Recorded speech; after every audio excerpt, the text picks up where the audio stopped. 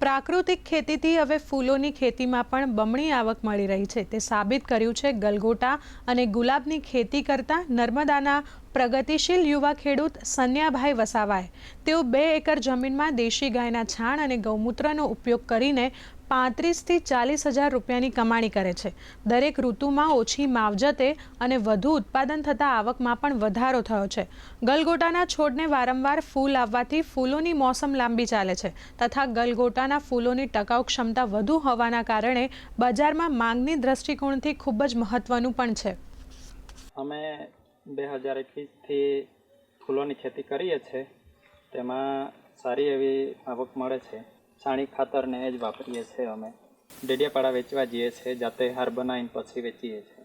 પહેલાં અમે કપાસ ને તુવેર ને એવું બનાવતા હતા, તેમાં 6 મહિને એવી આવક મળતી હતી ને હમણાં ફૂલો બનાવીએ છીએ, એમાં સારી એવી આવક મળે છે। આર્થિક પરિસ્થિતિ સારી એવી થોડીક સુધરેલી છે।